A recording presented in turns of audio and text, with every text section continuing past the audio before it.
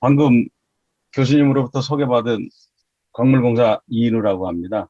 지금 에, 동북경제원 개원년은 이제 전국에 또는 세계에 있는 광산, 거기다가 북한에 있는 광산까지 좀 돌아다니 보면서 광산 개발을 탐사 개발을 하고 있는 전공을 하고 있는 사람이에요. 그래서 주로 하고 있는 일은 북한 광물자원 개발을 약 한 7년 정도 그 사업 단장을 맡으면서 시작을 했는데 저는 사실상 2002년도에 처음에 남북 자원협력이 시작이 될 때 그때 황해도까지 들어가서 에, 황해도 평양 고려호텔에서 머무르면서 일주일 동안 개성하고 해주 쪽으로 해서 그 청강광산이라고 조사를 했던 실적이 있어서 그 이후로 이제 북한 광산에 대해서 물론 남한의 지지를 하다 보니까 에, 남북한 한반도의 지질에 대해서 관심이 많았고 여기에 대해서 이제 광산 전공자로서 광산 업무를 수행해 왔습니다. 그리고 제가 2002년도에 북한에 처음에 들어갔을 때 느낌이 북한은 신천지 같은 느낌이 들었었어요. 뭐 북한 생활을 잠깐 말씀드리면은 그때 이제 제가 느꼈던 감정은 약 한 2, 30년 전을 그 타임머신을 타고 뒤로 거꾸로 돌아온 세상에 내가 지금 와 있지 않는가. 그런 느낌을 받을 정도로 좀 낙후돼 있었고, 우리 한국으로 얘기하면 약 한 1970년도, 70년대 생활을 보고 있는 듯한, 한 20여 년 뒤진 듯한 그런 생활을 하고 있어서 오히려 좀 옛날 분위기도 났지만 또 한편으로는 앞으로 내가 해야 될 일이 여기서 굉장히 많겠구나. 우리는 뭐 이미 살아봤으니까 우리가 시행착오를 겪었던 것을 이쪽에 잘 접목시키면 좋겠구나 했던 생각도 들었고요. 뭐 이런 생각은 제가 89년도에 일본으로 건너가서 그 지질학 쪽으로 공부를 했었는데요. 일본에 있을 때 주로 이제 조사 대상 지역이 홋카이도라는 곳에서 주로 조사를 많이 했습니다. 그때 이제 만났던 조청년들하고도 처음 접해서 또 북한에 대해서 인연도 되고 했었는데 그때 이제 일본 사회가 이제 우리보다 조금 앞섰던 거를 또 느꼈고 또 그걸 생각해 보면 앞으로는 일본하고 미국 같은 선진국이 있고 뒤로는 북한이나 저쪽 아프리카 같은 후진국이 있겠다. 그리고 중간에 선 위치에서 자원의 역할은 무엇인가 하는 고민을 하게 됐던 생각도 기억이 납니다.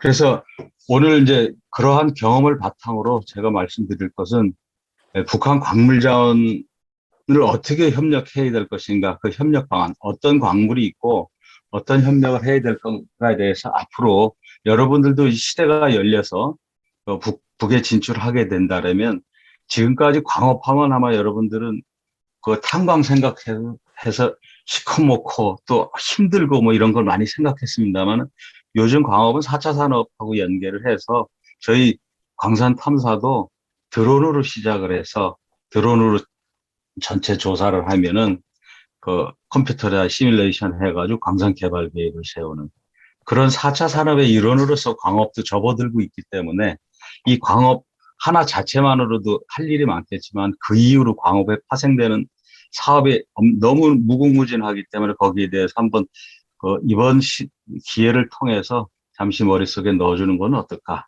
이런 생각도 하고 있습니다. 그러면 여러분들은 북한 자원하면은 어떤 얘기를 많이 들었습니까? 아마 북한 자원에서 텔레비에 이제 매스컴에서 많이 나왔던 게 몇 가지 있을 겁니다. 북한의 매장량이 엄청 많다. 광물자원 매장량이 엄청 많다다. 7천조가 될지 8천조가 될지 그렇다 그러더라. 그리고 두 번째는 북한 광물은 이미 중국이 싹쓸이해가지고 다 가져간 거 아니냐. 중국이 엄청 들어와 있다더라. 그런 얘기가 있었고요. 또 하나는 왜 남한에는 별로 광물 자원이 없는데 북한에 그렇게 광물 자원이 많을까 하는 얘기가 들으셨을 거고 또 하나는 북한의 최근에 많이 나온 얘기인데 히토리라는 것이 상당히 많은데 그 히토리에 대해서 북한은 어떻게 저렇게 많을까 하는 건 뭐 몇 가지 의문들이 있을 겁니다.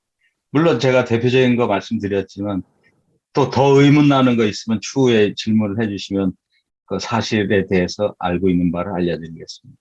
그럼 제가 지금 말씀드린 거에 팩트에 대해서 먼저 말씀드리겠습니다. 북한 자원 매장량이 3천조냐 7천조냐 하는데 북한 자원 매장량은 변하지 않습니다. 매장량은 그 원래 땅 속에 있던 매장량에서 그 생산량을 빼는 것이 매장량이거든요. 그래서 개발한 양 빼면 매장량이 많은데 북쪽에는 이제 워낙 그 매장량이 집중돼서 많이 있기 때문에 실질적으로 북한에서 1년에 가장 많이 캤을 때 해봐야 몇 조, 1조, 2조, 뭐 3조 이하로 북한에서는 광산물을 생산하기 때문에 그다지 북한의 광산물은 그 생산 규모가 작기 때문에 매장량은 변하지 않습니다. 그렇지만 이 매장량 변화에 대해서 굉장히 민감한데 매장량 변화는 뭐냐? 매장량은 이 처음에 이 양이 있으면 이게 가치가 얼마가 될 것인가 하는 그것을 궁금하게 여기다 보니까 작년에 금이 연말 우리나라의 수입을 얼마해서 그게 가격이 나올 거잖아요. 물량 대 가격이 나오기 때문에 전년도의 광물 가격이 어떻게 됩니다. 그거에 따라서 그 많이 변하고 있습니다. 지금 그 밑에 그래프에 보시면은 그 가격 변동, 죄송합니다.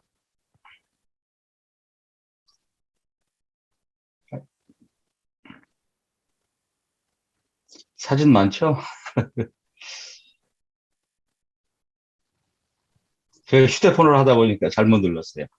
이 가격 변동이 있는데 광물 가격이 변동이 됨으로써 이 변동 가격에 따라서 매년 광물 자원 가격은 틀려집니다. 그래서 광물 자원 가격이 한때는 그 피크치가 뭐 슈퍼 사이클로 넘어가는데 피크치가 있을 때는 북한 광물 자원 가격이 약 7천조 원도 될 수 있었고 그리고 현재 수준 지금 2009년도 20년도 이때 수준에는 약 3천조 뭐 2,500조에서 3천조 요 사이를 지금 왔다 갔다 하고 있습니다. 그래서 일반적으로 알려진 바와 같이 북한의 지하 자원의 가치는 무궁무진하더라. 이런 팩트에 대해서 먼저 말씀드릴 것은 그것은 가격에 따라서 변하는 것이기 때문에 실질적이지 않다. 이렇게 말씀드릴 수 있고요. 그럼에도 불구하고 이 남한에 비해서 북한의 매장량은 약 15배에서 20배 가량의 양을 가지고 있습니다. 뒤에서 다시 보여드리겠습니다. 또 두 번째는 중국이 북한 싹쓸이 했다더라. 중국이 북한 싹쓸이 했다는 소리 많이 듣죠. 근데 북한은 사회주의입니다. 사회주의이기 때문에 헌법에 명시된 것이 북한의 모든 자연물, 그러니까 토지라든지 거기 토지 아래 위에 있는 모든 것에 대해서는 인민들 소유이기 때문에 북한의 광업권은 외국인들한테 팔릴 수가 없습니다. 그래서 중국이 진출을 많이 했다는 것은 그 중국 진출이 기업은 진출을 많이 했는데 북한에서 중국 진출을 받으면서 어떤 방법으로 북한에서 수용을 했냐 하면은 중국이 예를 들어서 100만 불어치 장비를 사가지고 왔다. 이러면 그 광산을 개발해서 100만 불어치 광산물로 되갚으면은 그 사업은 끝나는 겁니다. 그랬던 사업들이 중국 큰 나라죠. 큰 나라인데 중국이 자원이 전 세계적으로 거의 1, 2위급의 자원 대보유국이지만은 중국의 위치를 보면 동북 삼성, 우리 연변이라든지 그 길림성, 조선 쪽 많이 사는 데 있죠. 그쪽은 자원이 별로 없어요. 그렇기 때문에 인접국에서 가지고 와야 됩니다. 중국 내에서 가지고 가는 것보다 북한에서 국경을 넘어서 중국으로 가져가는 것이 훨씬 싸기 때문에 그래서 이제 북한 자원에 대해서 많이 관심을 가지고 교역을 했던 것입니다. 그렇다고 중국이 북한에 들어가서 광산 이거 내 거다 사가지고 다 가져간 일은 절대 없습니다. 예, 그렇게 해서 중국이 북한 자원 싹쓸이는 아니다. 그렇지만 북한 사람들은 한번 거래했던 사람들에 대해서 신뢰를 많이 가지고 있습니다. 그래서 이제 그게 무서운 건데요. 우리가 향후 남북 관계가 열려서 경제 개발이 된다라면 우리가 들어갈 거하고 중국 사람들이 들어오는 거하고 같이 경쟁을 한다고 생각해 봅시다. 여러분들 아마 생각해 보세요. 어려울 때 도와줬던 사람들 더 많이 챙기질 않겠습니까? 그래서 중국이 무서운 거 아니겠습니까? 실질적으로 중국에는 그렇게 많다 하더라도 그 밑에 표를 보시면은 대북 직접 투자액이 있죠. 실질적으로 중국이 직접 투자했던 액수 자체는 크게 많지는 않습니다. 아직 염려될 건 아닙니다. 그래서 싹쓸이라는 말은 다른 말이다. 이렇게 말씀드릴 수 있습니다. 세 번째, 이제 북한에 왜 광물 자원이 많을까, 남한에 비해서.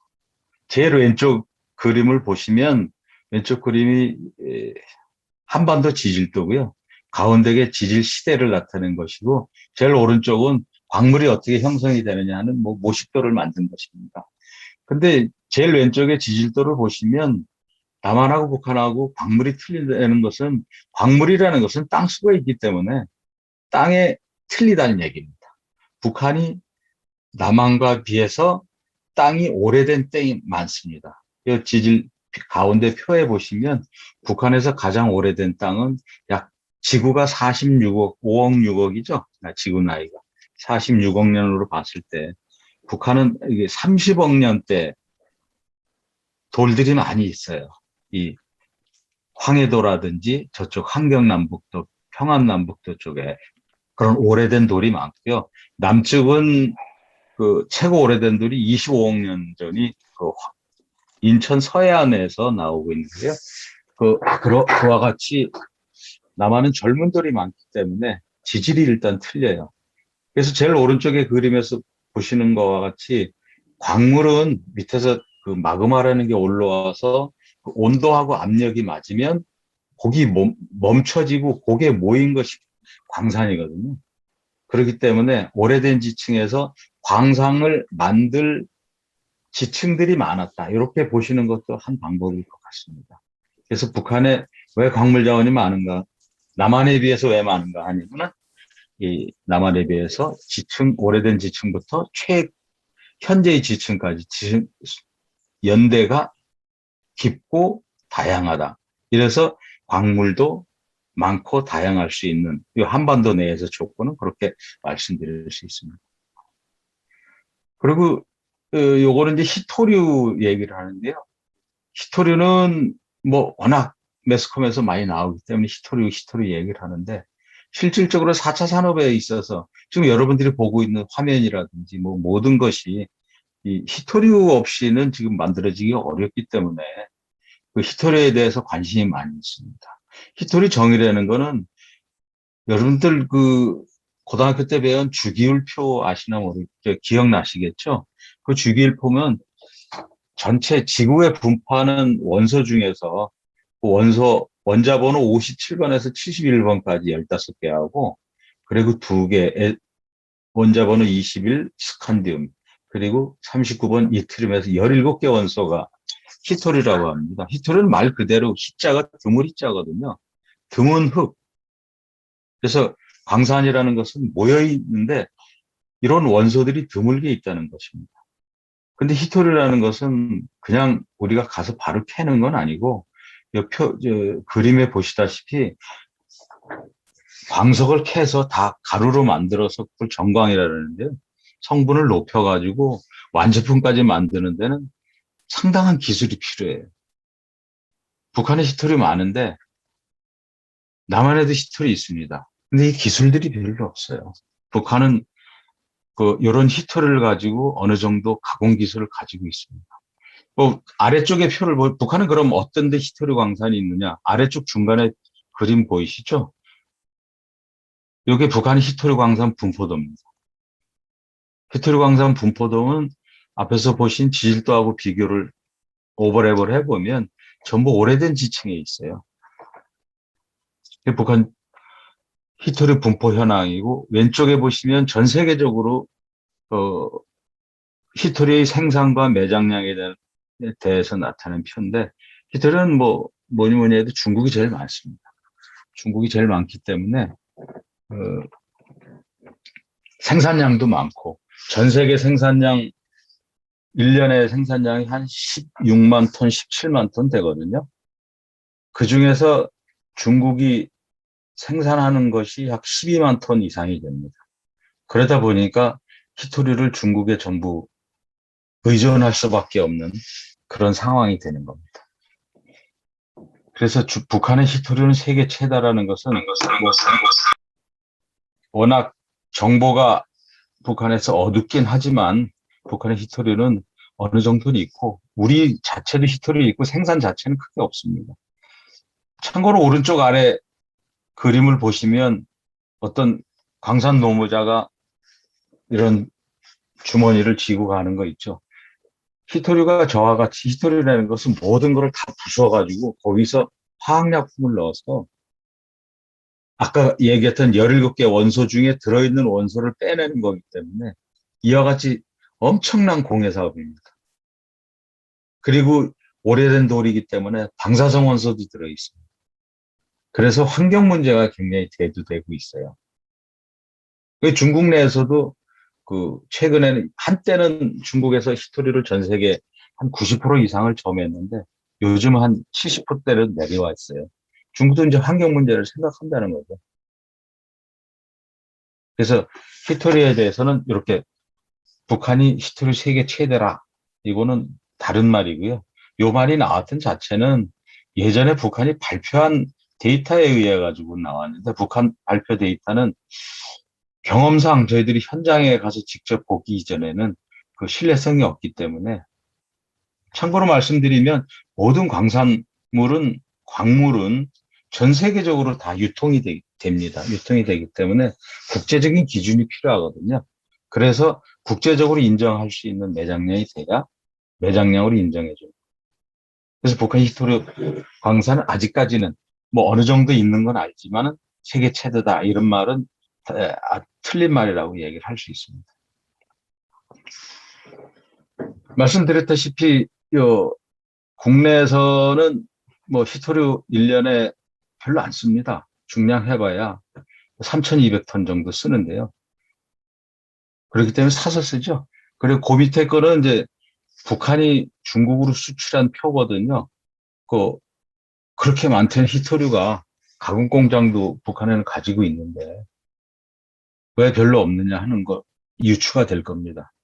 현재 북한의 자원은 거의 중국으로 수출되고 있거든요. 99%라고 보시면 됩니다. 말씀드리겠지만은 유엔 제재로 인해 가지고 핵실험, 미사일 때문에 유엔 제재 있었잖아요.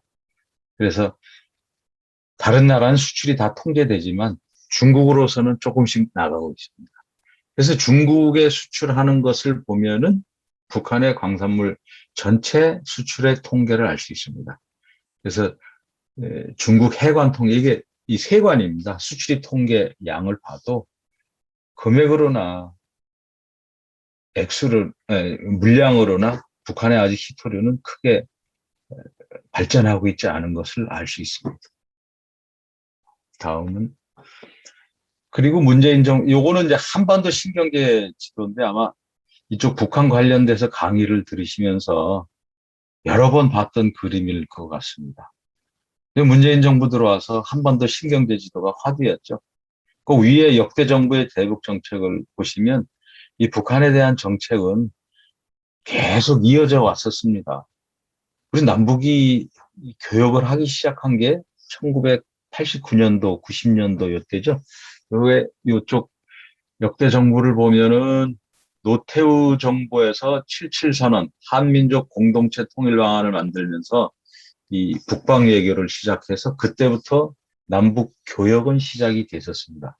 시작이 되다가 2016년도에 완전히 개성공단을 철수하면서 저희들이 교역이 이루어지지 않고 있습니다만은 여러 가지로 이 남북이라는 것은 교역 대상이지만 이 현 정부 들어와서도 이러한 모든 장점을 살려가지고 동해안 쪽에 환동의 경제벨트를 해서 에너지 자원 벨트를 만들고 서해안 쪽에 첨단 산업 물류 벨트 만들고 가운데 평화지대, 접경지역 평화벨트를 만들자는 이 신경제 지도가 나오면서 북한에 가지고 있는 것이 세 가지 큰 자원이 있어요.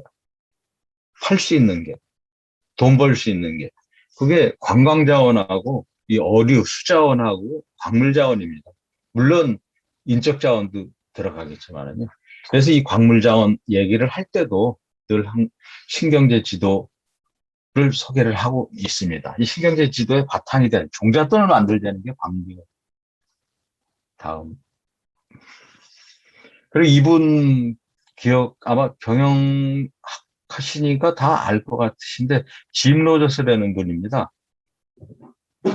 그 워렌 버핏하고 이 조지 소로스하고 짐 로저스가 세계 3대 투자자라죠. 이분은 지금 아마 싱가포르에서 살고 계시는데 2000년대 넘어오면서 남북 관계가 시작이 되면서 가끔 한국에 대해서 말씀을 하기 시작을 했어요. 그 북한에 대해서 또 더 많은 얘기를 했고요. 많은 이야기를 한 것은 투자자이기 때문에 투자할 기회가 많기 때문입니다. 이분이 주로 투자하는 것은 아주 공격적으로 투자하기 때문에 뭐 몇천 프로 수익률을 내고 했다는 그 유명한 사람. 이분이 이제 KBS의 명견말이라든지 이런 데 오셔가지고 북한이 앞으로 이 투자의 적기입니다. 적소입니다. 그래. 통일대박 한국 뭐 이러면서 북한에 대한 관심은 많아졌습니다. 예, 이래서 이제 북한에 대해서 북한 광물 자원에 대해서 분위기를 제가 많이 말씀드렸고요. 그 다음에는 바로 그 북한 광물에는 어떤 것이 있느냐 현황에 대해서 이제 조금 말씀드리겠습니다. 이건 북한 광물 자원 현황 그래프입니다. 도별 그래프인데요. 왼쪽 그래프는 근데 먼저 여러분들 북한의 이 도명 다 알고 계시나 모르겠습니다. 황해도는 북한에 우리 남측하고 접경한 개성 있는 데가 황해도고요. 평양이 있고 그 위에 평안도, 왼쪽 평안도, 오른쪽 한경도, 그리고 가운데 백두산하고 중강진이 있는 데가 백두산 쪽이 강이 두만강하고 압록강하고 맞는 데라서 양강도가 되겠고요. 중강진 아주 추운 데 있죠. 그쪽은 자강도라 그래서 이렇게 구분을 하고 있습니다. 물론 우리가 살고 있는 강원도 위에는 강원북도라는 얘기를 쓰고 있고 이와 같이 여러 도가 있는데 이 평안남도에서부터 전체 평안 전 지역에 걸쳐서 북한의 자원 특성은 골고루 분포되어 있습니다. 이제 북한의 광산 수가 728개고요. 남한은 355개입니다. 아마 여러분들이 판단했을 때보다 남한에 의외로 광산이 많다. 이렇게 생각하실지 모르겠습니다. 남한에는 우리가 강원도, 충청도 이쪽에 많은 석회석 광산이 많기 때문에 아직까지 355개가 있고요. 정작 우리가 필요한 금속 광물은 전혀 없습니다. 지금 돌아가고 있는 게 한 3개 광산 제가 알고 있는데 하나는 강원도 신예미에 이 철광이 하나 있고요. 연천의 철광, 그리고 저기 전라남도 진도 쪽에 가사도라는 데 하고 해남 쪽에 금광, 이거 이외에는 실질적으로 개발하는 데가 지금 우리 한국에는 없습니다. 하지만 이제 북한 쪽에서는 금속광만 해도 200개가 260개 정도의 금속광이 있습니다. 이렇게 이제 북한은 전역에 걸쳐서 분포되어 있고 골고루 분포되어 있습니다. 그렇지만 이제 특성상 보면 다음에 말씀드리겠지만 북한의 이제 광물자원 분류인데요. 이 오른쪽 지질도를 보시면 이 평양 아시겠습니까? 제가 이 포인터가 안 되네요. 보니까 이게 더보기. 그냥 이것도 만지다가 또 확 돌아가겠네. 가운데 이 새카만 데가 이제 밀집되어 있는 데가 평안 남북도, 평양 바로 위인데 여기가 에너지 자원 무연탄이 많습니다. 무연탄이 많고요. 그리고 북한에 이제 여러 가지 이렇게 용도별로 금속 종류를, 비금속 종류를 나누는데 북한의 이제 오른쪽 위에 동북 쪽에 보시면 이렇게 밀집되어 있는 부분이 있어요.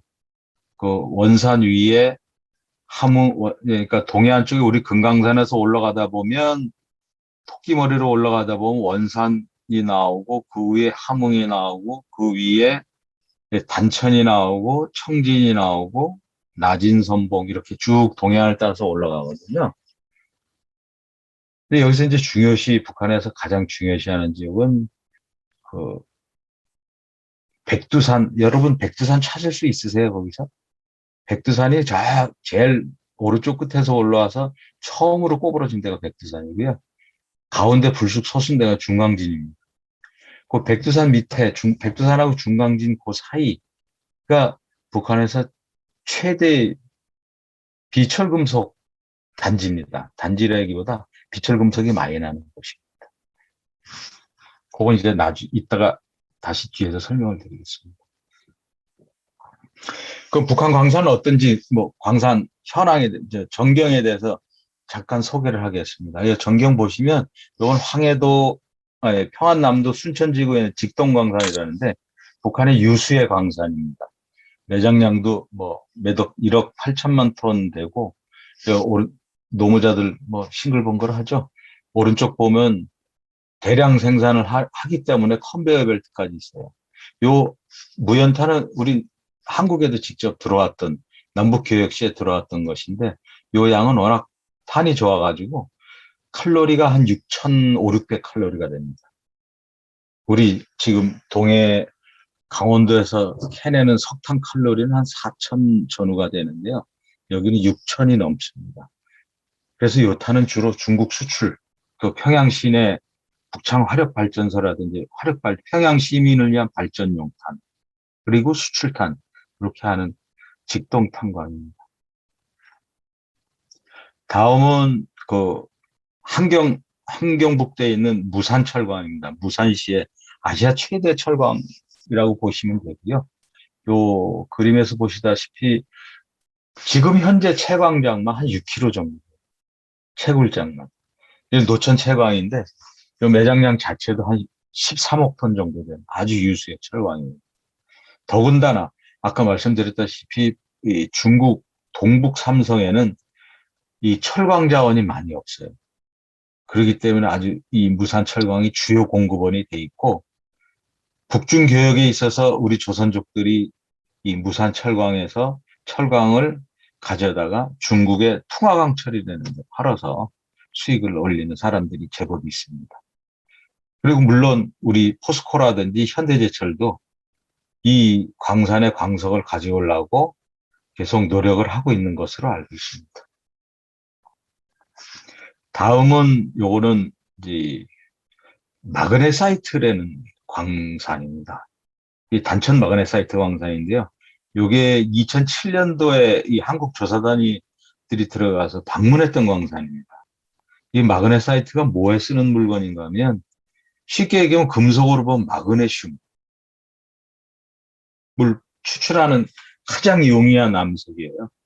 마그네슘을 추출하는 마그네슘을 뽑아내는 데는 뭐 여러 가지가 있지만 흔하게 뽑아내는 거는 요 마그네사이트가 있고요. 또 두 번째는 우리 강원도에 많은 석회석 쪽에 돌로마이트라는 뭐 암석에서도 뽑아내고 또 하나는 이제 해수에서 바닷물에서 뽑아내는 방법이 있는데 요게 이제 Mg 성분이 한 46% 정도 되기 때문에 아주 유용한 광물입니다. 그럼에도 불구하고 거기다가 북한에만 분포하고 있어요. 이 남한에는 없습니다. 그 마그네사이트 자체는 그래서 더 귀중한 광물이라서 남측이라든지 우리 한국에서 굉장히 눈독을 들이고 있는 광산입니다. 그렇지만 여기 보시다시피 광산 장비들 보면 이거 50년대 소련제거든요. 과거의 소련제.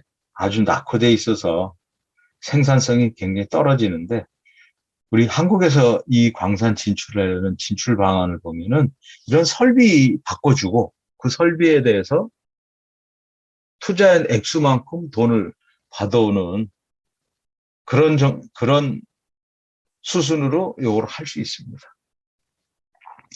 요건 뒤에 워낙 중요한 광산이기 때문에 뒤에 다시 말씀드리겠습니다.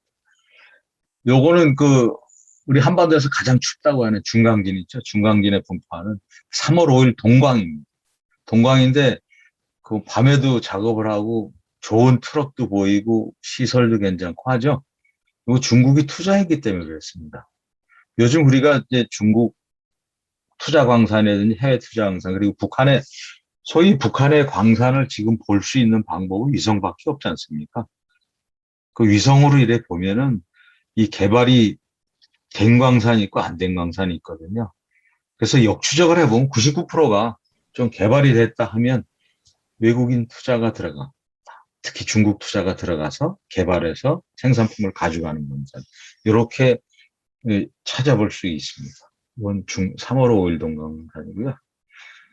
요거는 석회석 광산입니다. 제가 인공위성 보고 유추한다고 했는데, 요렇게 알고 있습니다. 그 위성을 보면 매년 분기별로 위성을 찍기 때문에 어느 정도 얼만큼 캐갔는지 노천 광산에서는 알고 있어요.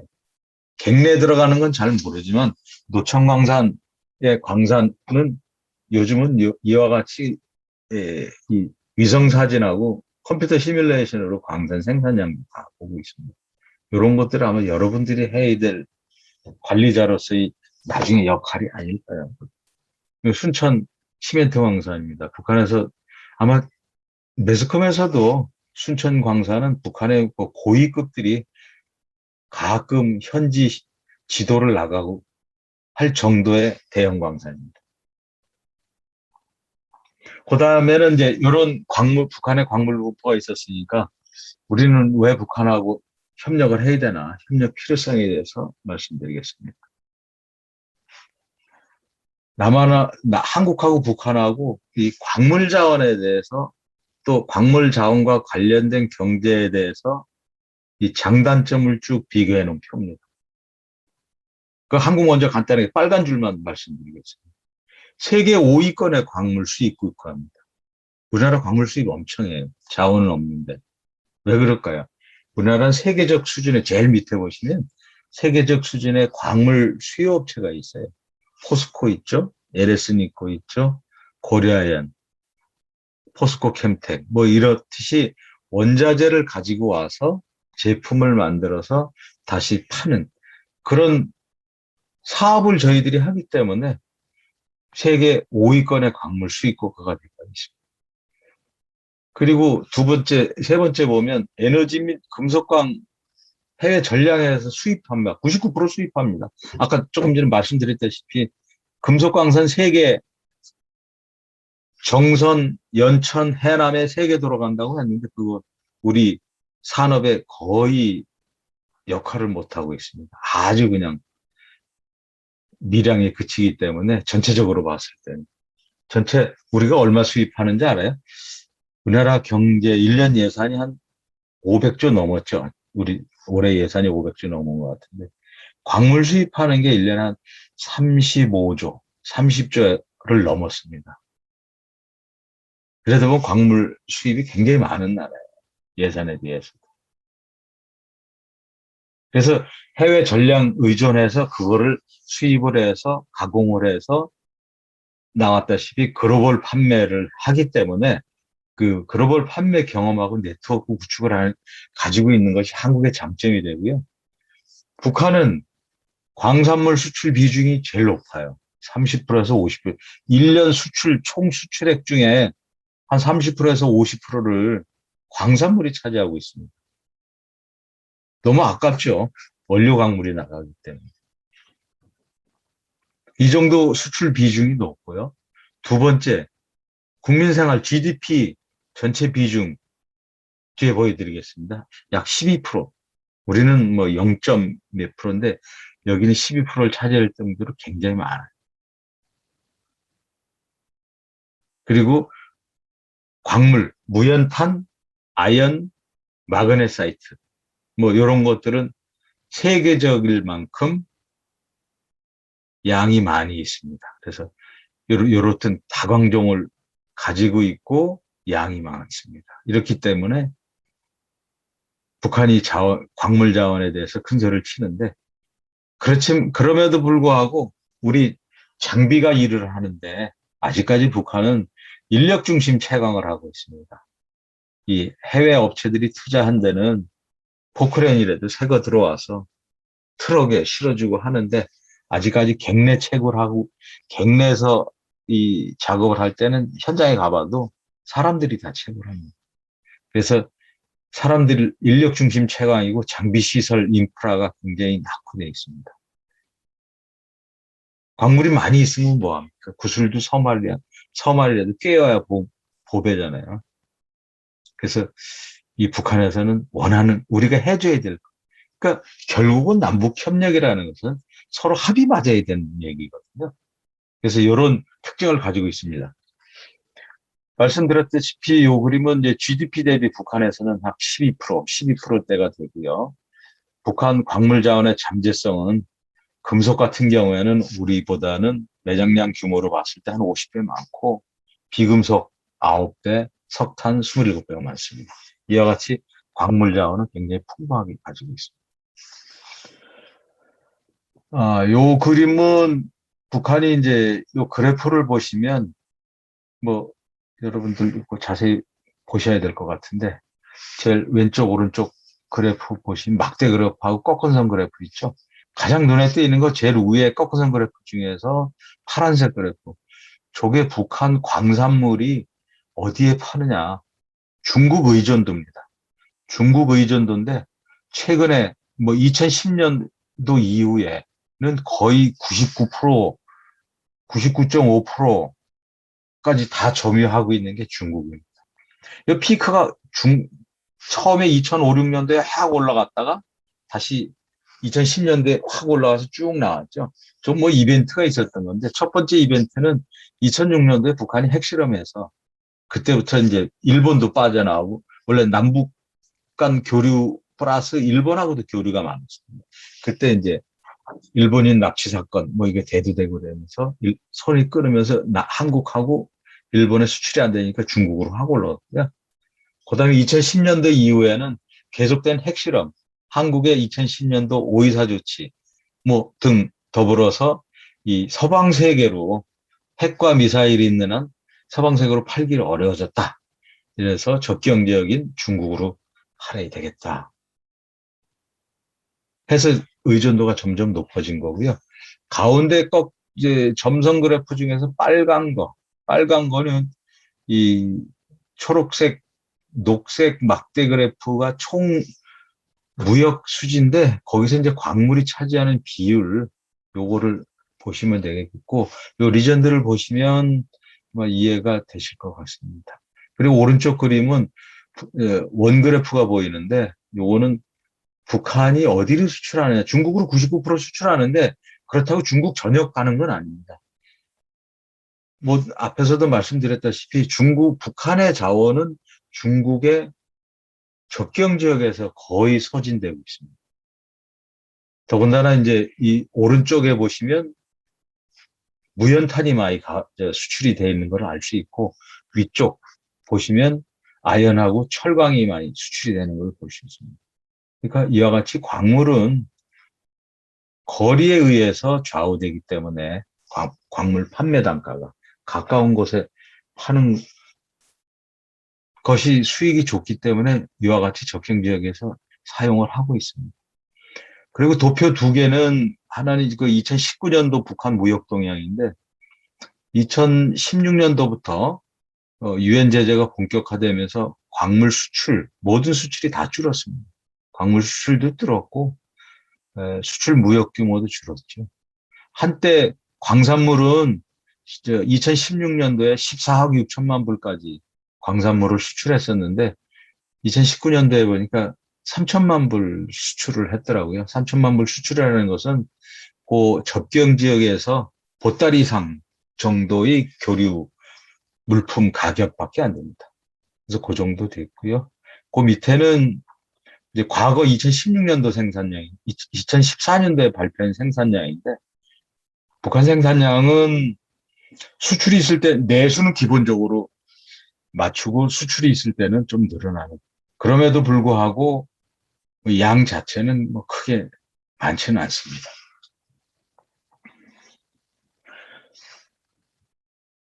요거는 제가 양해의 말씀을 드려야 되는데, 보니까 중국하고 한국하고 일본이 그래프가 똑같이 다 수평하게 됐는데, 이건 아마 이게 컴퓨터 버전이 바뀌면서 잘못된 것 같습니다. 말씀드리면 중국은 1년에 북한에서 요 그래프는 뭐냐면 북한이 가장 수출 주종목으로 하는 광물들이 있습니다. 그 광물들을 보면 마그네사이트, 아연, 납, 인해석, 흑연, 철광석 요 한 6개 강종을 북한에서 주로 수출을 많이 합니다. 근데 중국이 1년에 수입을 아까 북한이 최고 많이 수출했을 때가 14억 6천만 불이라 그랬죠. 근데 저쪽 중국은 1년에 요 6개 품목만 해도 1,000억 불 정도 수입을 합니다. 한국은 103억 불 수입을 하고요. 일본은 109억 불 수입을 합니다. 한일은 비슷해서 한 100억 불 정도 수입을 하고 중국은 10배인 1,000억 불을 수입을 하고 있습니다. 그럼 북한이라는 것은 지정학적으로 광산 개발만 어느 정도 효율적으로 잘한다면 북한의 경제는 짐 로저스가 얘기한 대로 무궁무진하게 커질 수 있는 잠재력이 있다는 얘기하고 일치를 하고 있습니다. 시장 문제는 없어요. 이제 개발 문제지 시장 문제는 없습니다. 이와 같이 북한은 광산 개발하는 데 있어서 지정학적으로 좋기 때문에 남북이 이쪽 자본과 기술을 가지고 있는 남측, 자원과 노동력을 갖고 있는 북측, 여기 합쳐지면 이 시장에 대해 이 한반도가 다시 동북아시아의 맹주로 군림의 날 머지 않았습니다. 아마 일본이 이런 것 여러 가지를 고려하겠지만 이런 것도 하나의 고려 대상이 돼서 남북이 이렇게 자꾸 가까워지는 것을 원치는 않을 것 같습니다. 물론 중국도 그렇겠지만 이렇게 지정학적 위치로 있기 때문에 남북의 협력 필요성은 크다 이렇게 됩니다. 근데 북한이 대외 개방을 하면 남한이 북한에 들어가서 마음대로 할 수 있게 뭐 세계적으로 놔둘까요? 그렇지는 않습니다. 세계 자원시장은 지금 다 세계 오른쪽에 보시면 메이저라고 있죠. 메이저들이 다 점유하고 있어요. 광업 메이저들 우리 광물공사 한국에서는 광산을 투자를 하고 또 개발을 하고 하는 회사가 광물자원공사입니다. 광물자원공사가 자본금이 광물자원공사가 3억 4천만 불, 3조 4천억 정도 됩니다. 자본금이 3억 불, 3억 5천만 불 정도 되는데 이 메이저 기업이라 하면은 세계 1위 기업은 한 1200억 불 됩니다. 1000억 불이 넘습니다. 세계 1위, 2 기업들은 자본금 자체가 1000억 불 이상이 되고 수익 자체가 또 뭐 100억 불, 200억 불 수익이 납니다. 그러면 이런 메이저들이 북한 땅을 가만히 두겠냐? 그건 아닙니다. 더군다나 중국의 유수한 자원기업도 세계 5위급입니다. 5위급인데 자본금만 해도 한 회사가 350억 불 정도 됩니다. 그럼 우리가 민간 기업들이 지금 따라갈 수 있을까? 앞으로 의문이고 이건 앞으로의 한국이 풀어야 될 과제는 인 것 같습니다. 이와 같이 이 세계 시장을 점유하고 있는 메이저들이 앞으로 북한 시장을 호시탐탐 노리기 때문에 우리 남북 협력 필요성은 남과 북이 더 많은 이해와 노력을 가지고 타개해 나가야 되지 않느냐 그렇게 생각하고 있습니다. 그래서 남북 협력 필요성은 요약하면 세 가지입니다. 광물자원, 남측이 광물자원 확보하는 필요한 광물자원 확보하고요. 북측이 이 경제 성장하는 게 있고 또 한반도에서 미래 성장 동력을 우리가 앞으로 먹거리를 만들 수 있어야 되는 시장이고 이래서 남북이 경제적으로 교류가 된다면 분쟁 사태도 줄어들 거고 해서 남북 이 평화 경제를 만드는 요 세 개가 남북 그 광물자원 협력 필요성의 귀결이 됩니다. 그러면 어떤 광물을 해야 될지 협력 대상에 대해서 간단하게 소개를 해드리겠습니다. 협력 대상은 요거는 요 그래프는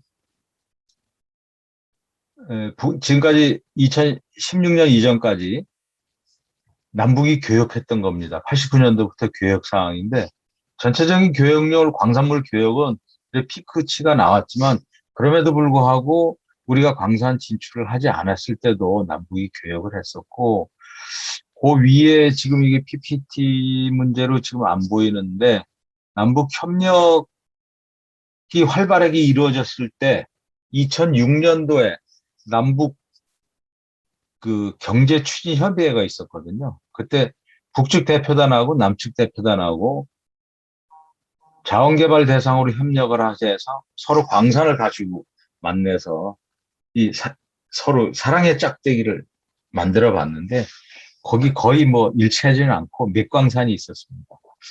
그래서 이 뒤에 지금 못 보여줘서 안타까운데 그래서 이제 그 광산들에 대해서 남측도 가고 싶고 북측도 같이 하고 싶은 광산은 몇 개의 광산이 있습니다. 그게 협력 대상이 되겠고요. 그 남측도 앞에서 말씀드렸다시피 제일 필요한 광종은 전략 광종이라 해서 우리도 99% 수입을 하기 때문에 어떤 걸 수입해야 되느냐. 여러 가지 다 수입하는 게 아니고요. 우리 경제 구조에 지대한 영향을 미치는 걸 위주로 합니다. 그래서 그걸 전략 광종이라고 얘기를 하고요. 두 번째 이제 요즘에 많이 뜨는 2차 전지라든지 리튬 뭐 이런 얘기 나오죠. 그것도 벌써 그 2009년도에 신전략 광종으로 해서 정부에서는 리튬하고 히토류를 정책적으로 확보해야 된다.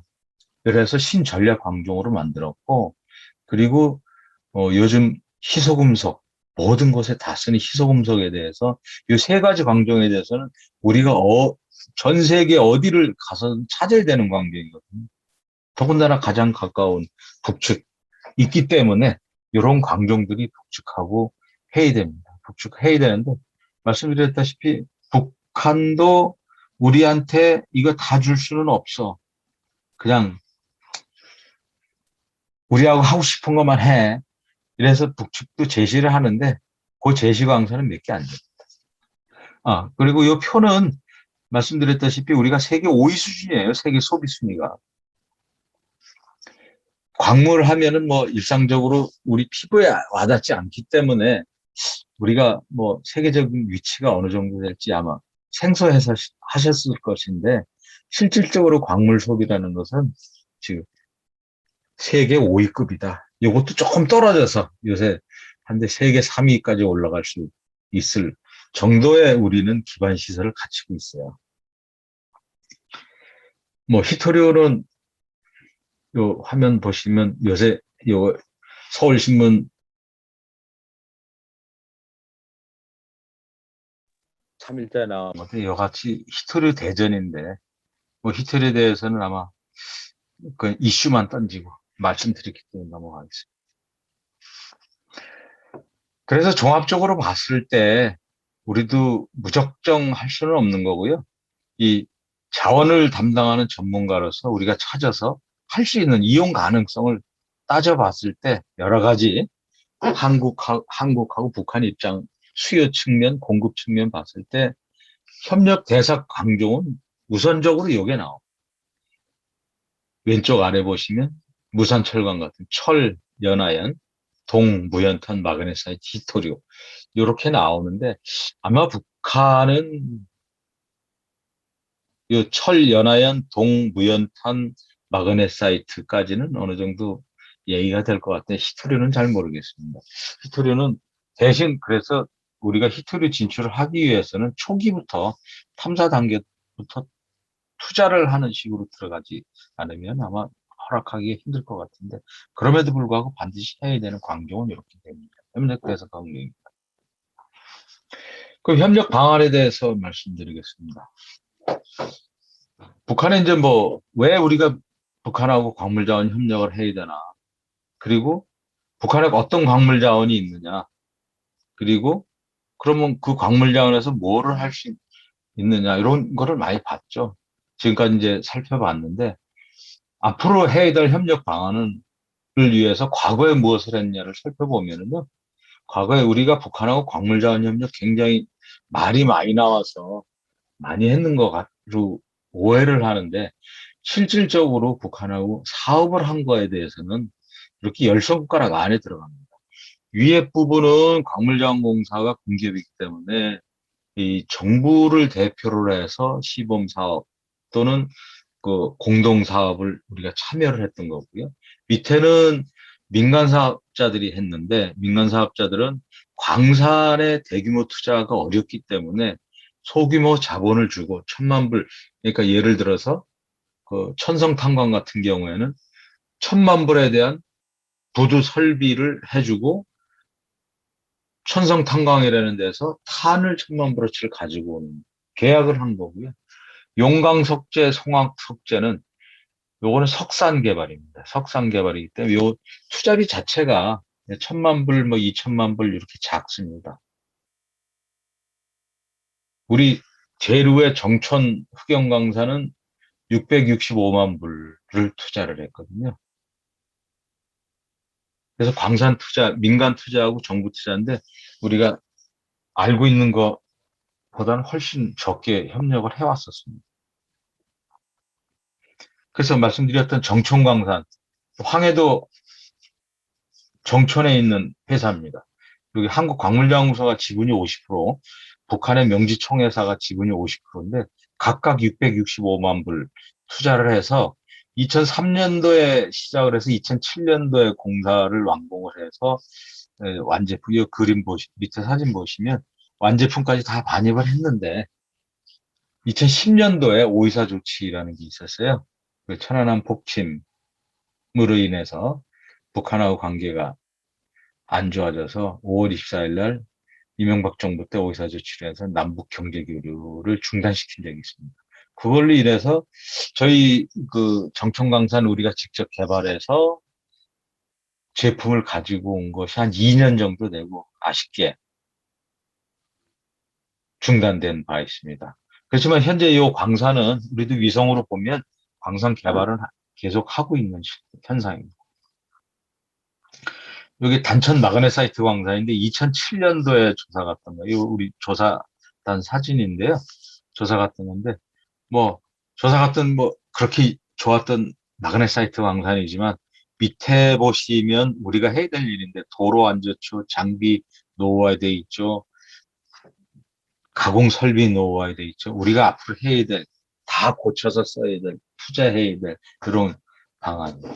그래서 이런 광산 보여드린 거고요.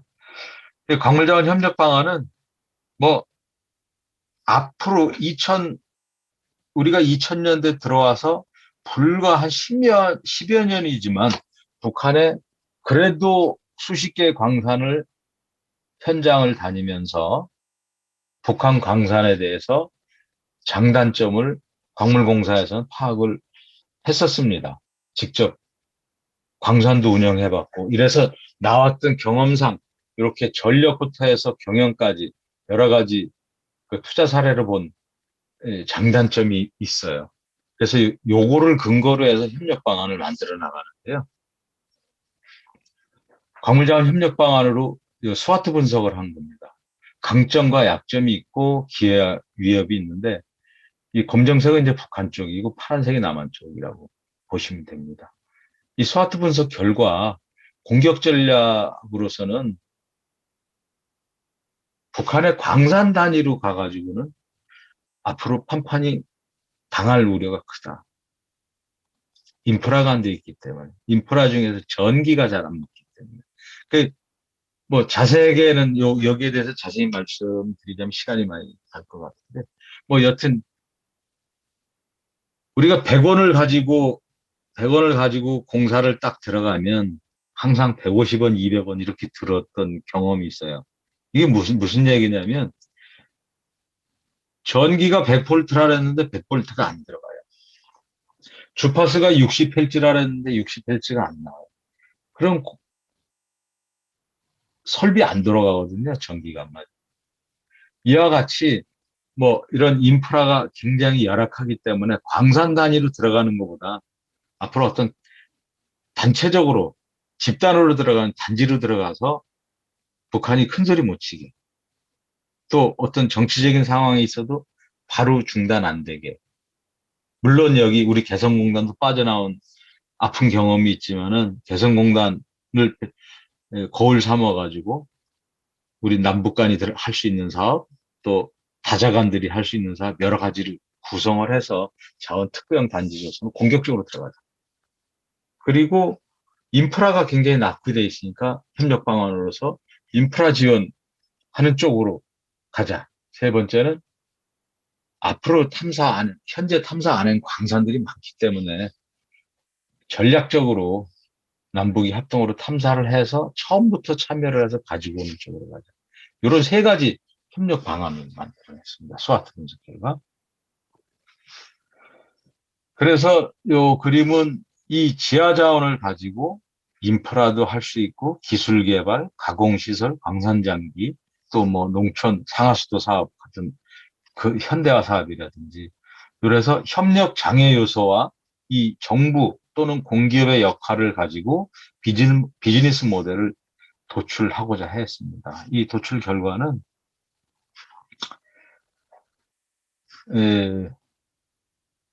그런 장단점, 서로의 이 민간 기업과 공기업의 역할 분담 플러스 공기업에서 할 수 있는 것은 정부가 정확한 정보를 제공을 해줘야 되는데 어떤 광산이 어떻게 해야 되는가를 알아보기 위해서 북한에 728개 광산이 있다 그랬죠.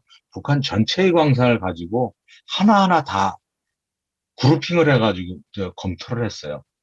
그게 이제 광산에서 제일 중요한 거. 우리 돈 벌려면 뭐가 있어야 되냐면 그 표에 보시다시피 운송이 괜찮아야 되고 자원이 있어야 되고 산업하고 연계돼야 되고 또 팔 수 있는 시장 접근성이 좋아야 되고 그리고 앞으로 이 광산이 이 북한의 경제개발구 등과 해서 개발 융합성이 있어요.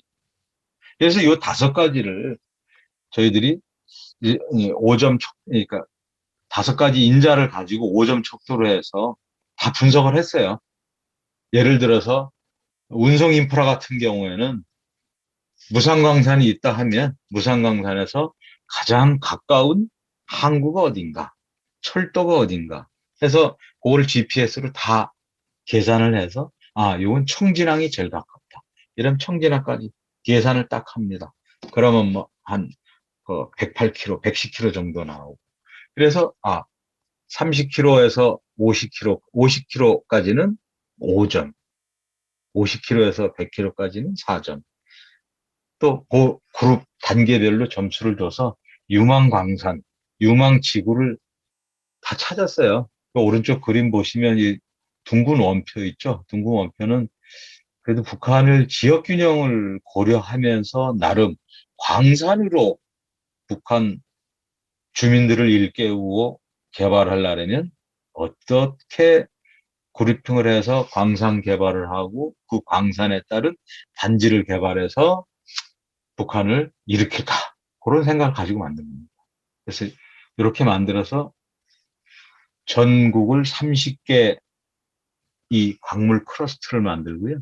거기다가 이제 자원 관련 산업 시설 그리고 북한이 경제개발구 김정은 정부 들어와서 김정은 위원장이 경제개발구를 지금 27개인가요? 현재까지 만들었거든요. 거기서 이제 모든 산업 활동을 하라는 얘기인데 그거하고 또 연관을 지어야 되기 때문에 같이 30개 클러스터를 만들어 보니 북한에서는 이런 거는 이 클러스터를 만들 때 앞으로 북한이 필요한 건 무엇이냐? 연탄도 만들어야 되고 보일러도 떼야 되고 그러니까 난방을 해야 되기 때문에 이런 석탄 산업이 발전소 탄소 중립을 해서 발전소가 적어들겠지만 어떡하겠습니까? 북한은 지금 제일 많은 자원이 석탄입니다. 또 석탄 발전이 가장 또 저렴하기 때문에 이 에너지형 그룹 단지를 만들자.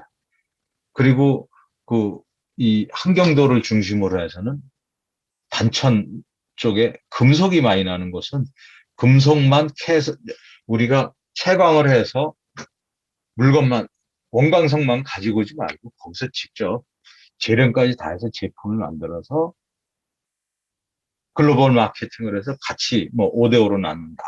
이런 비율을 정해서 하는 쪽으로 해서 금속형을 만들었고, 그 다음에 이제 비금속형, 시멘트 공장. 북한의 시멘트 공장이 굉장히 적어요. 이 비금속형은 북한의 인프라가 열악하다 그랬죠. 이 대륙으로 가려면 우리 동쪽 선하고 서쪽 선하고 철도를 보수를 해야 되고 도로를 보수해요.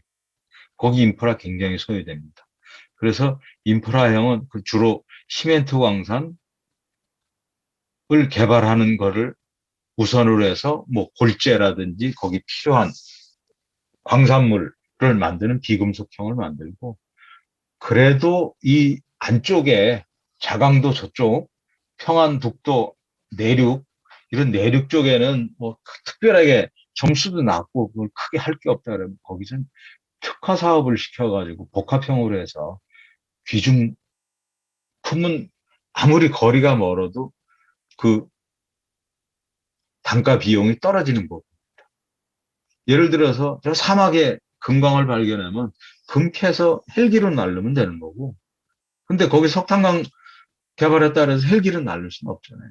그래서 좀 오지 지역에 대해서는 복합형으로 해서 이런 네 가지 유형을 그룹핑을 해서 협력해 나가면 어떨까 해서 만든 30개 산업단지.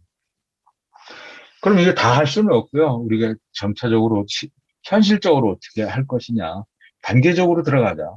일단 상호 신뢰도 회복해야 되고, 또 거기에 바탕이 돼야지 후속이 되기 때문에, 그럼 신뢰 회복할 때는 어떻게 하면 되느냐. 일단 우리도 실패 가능성이 없는 지역, 그걸 북한하고 협상을 해야 됩니다. 거기 어디냐? 단천, 함경도 단천지구, 또 우리 개성 위에 있는 해주지구, 평안북도, 아까 석탄강도 보여드렸죠. 평양 바로 위에입니다.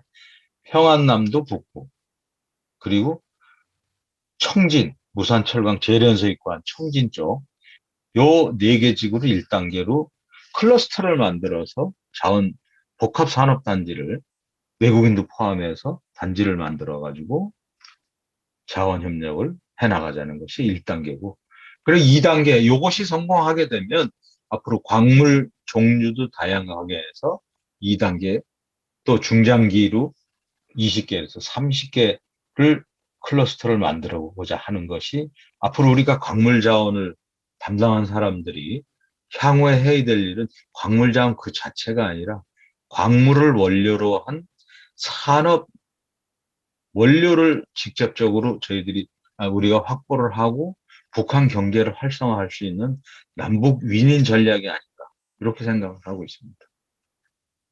예, 요거는 이제 제가 만든 광물자원 개발나무인데 이 클러스터가 왜 중요하냐면요.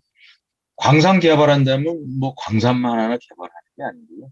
보시다시피 광산 하나 개발하려면 굉장히 여러 부분이 참여를 하지 않으면 안 됩니다.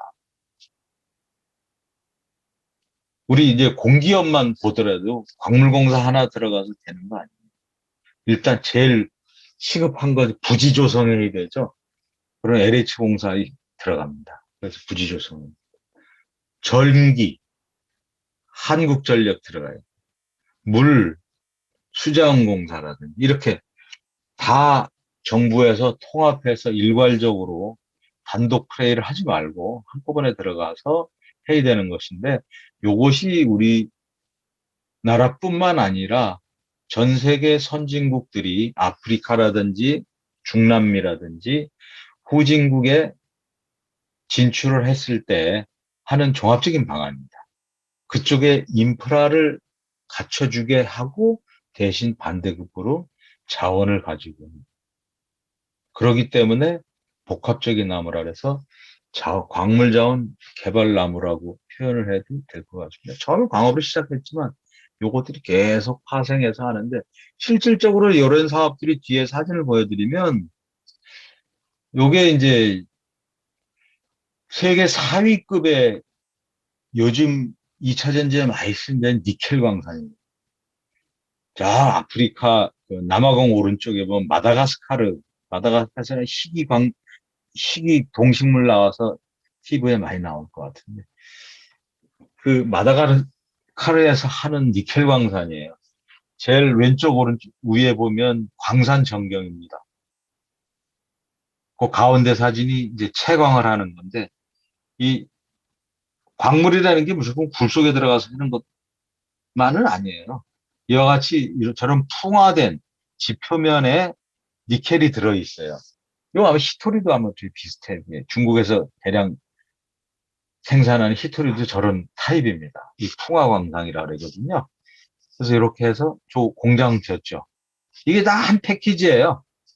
한 패키지인데 중요한 건 저 발전소든지 재련소라든지 지었을 때 한국 기업들이 들어가서 지었어요. 우리가 요거 지분 2대 주주거든요. 광물공사가 이 안바타 위광산의 2대 주주인데 2대 주주이기 때문에 저기 1대 주주는 일본입니다. 일본 스미토모라는 회사인데 관련 시설을 만들 때 일본 기업들하고 한국 기업들이 가가지고 저렇게 지은 것입니다. 오른쪽 아래 야경 사진입니다. 저희 바닷가 근처에 있어가지고 항구를 끼기 때문에 바닷가 근처에 있어서 야경 사진 보시죠. 저게 광산이에요. 요즘 생각하면. 저 위에 채광하고 이러는 광산은 일부입니다. 그래서 광산의 꽃은 제품 생산에서 마케팅을 하는 것이 광산의 꽃입니다. 그래서 여러분들도 아마 광업을 하면 지금까지 인식을 버리고 광업은 마케팅이다, 경영이다. 그거의 일환이 광업이다. 이렇게 오히려 역발상을 하신다면 광업에 좀 더 친근하게 접어들지 않을까 그런 생각도 해봅니다. 예, 감사합니다. 이 남북이 이 광물 자원을 통해서 이런 소중하게 광물 자원 나무를 키울 수 있는 길이 하루빨리 올 수 있었으면 좋겠습니다. 예, 제 발표는 이상으로 마치겠습니다.